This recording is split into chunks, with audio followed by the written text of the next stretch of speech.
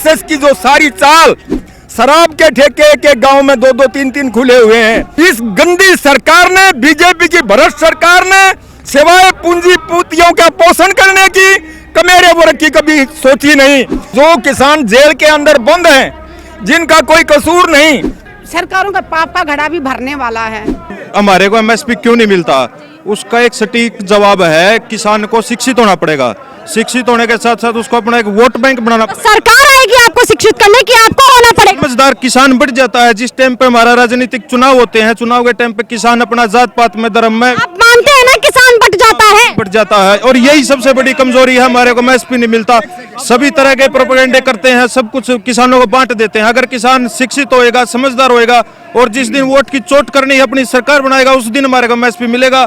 मुर्दाबाद जिंदाबाद करने से कभी भी हमारे को एमएसपी नहीं। एक मिनट भाई साहब, एक सेकंड, मैं इसमें एक बात कहना चाहता हूं। आपने जो बात कही, किसान करेगा, मजदूर करेगा और जब भी क्रांति हुई है किसान और मजदूर ने, कमेरे वर्ग ने करी है।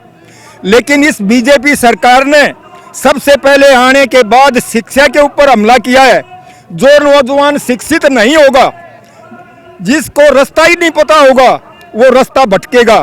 उसके पैरेलल दूसरी तरफ गांव में, हरियाणा के अंदर खासकर जहां पीने का पानी सरकार मुहैया नहीं करा पाई, शराब के ठेके के गांव में 2-2, 3-3 खुले हुए हैं। इसका कौन जिम्मेवार है, किसान या सरकार? सरकार अग्निपथ स्कीम लाती है, तमाम किसान, एक सेकंड, तमाम किसान संगठन साथ आते हैं, लेकिन किसानों के बच्चे, हम आम लोगों के ही जो भाई बहन हैं, वही उन भर्तियों में जा रहे हैं। कितनी बड़ी तादाद में फॉर्म भरे गए, पता है? मैं जवाब दे रहा हूं इसके, एक सेकंड, इसके लिए जो मेन कारण है, सरकार ने, भाई साहब प्लीज एक सेकंड, सरकार ने सबसे पहले लोगों को इस कगार पे खड़ा कर दिया, कमेरे वर्ग को, कि उसको एक टाइम की रोटी के लिए दर की ठोकर खानी पड़े। 8 घंटे की बजाय 12 घंटे ड्यूटी कर दी। मजदूरों ने, कर्मचारियों ने जो कानून लड़के अंग्रेजों से लिए थे, वे कानून इस बीजेपी सरकार ने खत्म कर दिए। उसके लिए लोग बेरोजगार हो गए, रोटी के लिए वो रोटी नहीं मिल रही, इसलिए वो लोग मजबूरी के अंदर इस अग्निपथ से। तो वो लोग तब कहाँ थे जब रेलवे की 72,000 नौकरियों को रद्द कर दी गई थी? वो लोग लगातार आंदोलन में हैं, कुर्बानी दे रहे हैं। इस गंदी सरकार ने, बीजेपी की भ्रष्ट सरकार ने, सिवाय पूंजीपतियों का पोषण करने की कमेरे वर्ग की कभी सोची नहीं। कमेरे वर्ग को शिक्षा में आज सिलेबस बदल दिया, उसको धार्मिक उन्माद में भड़काया जा रहा है, हिंदू और मुस्लिम के नाम से लड़ाया जा रहा है। क्या वैज्ञानिक शिक्षा इन्होंने खत्म कर दी? क्या वैज्ञानिक शिक्षा कमेरे वर्ग का बच्चा नहीं ले सकता? कमेरे वर्ग का बच्चा डॉक्टर नहीं बन सकता? उसके ऊपर इतनी फीस बढ़ा दी कि उसको एडमिशन तक नहीं मिलेगा। या रोटी के लाले पड़े हुए हैं। जो बच्चा समझदार, सचेत और शिक्षित, पढ़ा लिखा है, वो भी उस मुकाम तक नहीं पहुंच सकता। इस सरकार ने ऐसे कानून बना दिए हैं।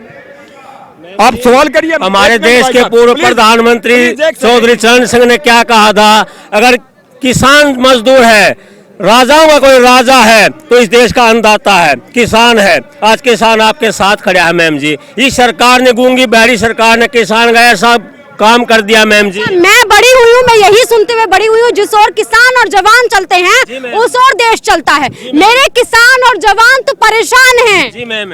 हेलो, मैं ये बात कहना चाह रहा हूँ भाई साहब, एक सेकंड, किया जा रहा है, राजनीतिक षड्यंत्र है एक। राजनीति के तहत अगर जैसे हमने एमएसपी को मांगा था, लेकिन सरकार ने क्या प्रोपेगेंडा रच दिया कि हमारा एमएसपी से ही ध्यान हटा दिया और हम 3 कानूनों को रद्द कराने पीछे भाग लिए। हमारे को मुद्दे से भटका दिया जाता है। और कुछ हमारे नौजवान हैं, कुछ किसान लीडर हैं, उनको भी ये सोचने की जरूरत है, हम मुद्दे से ना भटके। जो एक मुद्दा है, अपने मुद्दे के ऊपर खड़े होंगे, जब ही जाके हमारी समस्या समाधान है। क्या लगता है किसान एमएसपी गारंटी कानून बन भी पाएगा? बिल्कुल, अगर किसान लड़ेगा, उसकी लड़ाई की दिशा ठीक होगी, समझदार और सचेत होगा, दुनिया के अंदर कोई भी ऐसी ताकत नहीं जो किसान और मजदूर को झुका दे। तो किसान, सुनिए, सुप्रीम कोर्ट का आदेश आया है, अजय मिश्रा टेनी को जमानत मिल गई है, किसान सोया हुआ है, किसान आंदोलन में है। किसान की सुन क्यों नहीं? जो किसान जेल के अंदर बंद हैं, जिनका कोई कसूर नहीं, उनको तो जेल में डाल रखा है। और जो कातिल हैं, कातिलों को रिहा किया जा रहा है। ये सरकार की हठधर्मी है और लोग उसी लिए जगह जगह कोई भी महकमा, कोई भी कर्मचारी, कोई भी मजदूर, हर जगह आंदोलन इस सरकार के खिलाफ खड़े हो रहे हैं। और आने वाले समय में इस सरकार को ये कमेरा वर्ग ऐसा चाबुक मारेगा कि जैसे पहले बीजेपी का कोई टिकट लेने वाला नहीं था, ये आरएसएस की जो सारी चाल जो पहले जनसंघ होती थी उसने लोगों को भगा के पैसे का लालच देके तोड़ तोड़ के जितने जितने ये कांग्रेसी आज ये सारे बीजेपी के अंदर जाके आज ये दूध के धुएं हो गए, उस टाइम ये अच्छे नहीं थे। ये हर बात आके चुनाव पे खत्म हो जाती है। किसानों की सबसे बड़ी समस्या यही है क्या? किसानों की समस्या चुनाव नहीं है, चुनाव तो सरकारों की समस्या है। किसानों की समस्या तो अपनी फसल है, अपना डीजल खाद वो उनको ठीक रेट में मिले, फसल का भाव मिले, जो किसानों को आज तक फसल का भाव नहीं मिला है।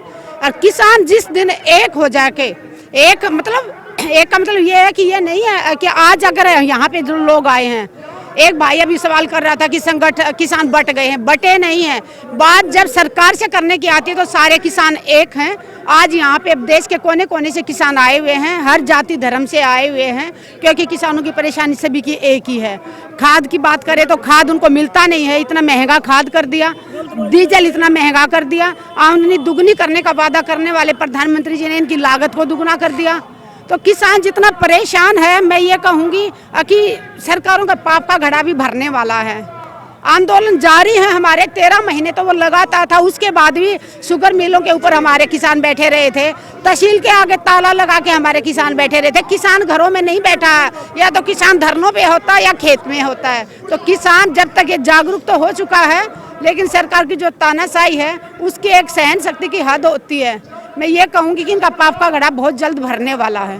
जब 10 किसान यहाँ साथ खड़े हैं तो इनकी हुकारें यहाँ तक पहुँच पा रही होंगी, और यहाँ करीबन 3.5 लाख की तादाद में किसान खड़े हैं। तो क्या ये हुकार केंद्र सरकार तक पहुँच पाएगी, ये एक बड़ा सवाल है। क्या ये हुकार से सरकार में बड़ा तख्ता पलट हो पाएगा, ये भी एक बड़ा सवाल है। इन तमाम सवालों को आप पर छोड़ते हुए आपकी क्या कुछ राय है कमेंट सेक्शन में जरूर लिखिएगा। चलती हूँ, नमस्कार।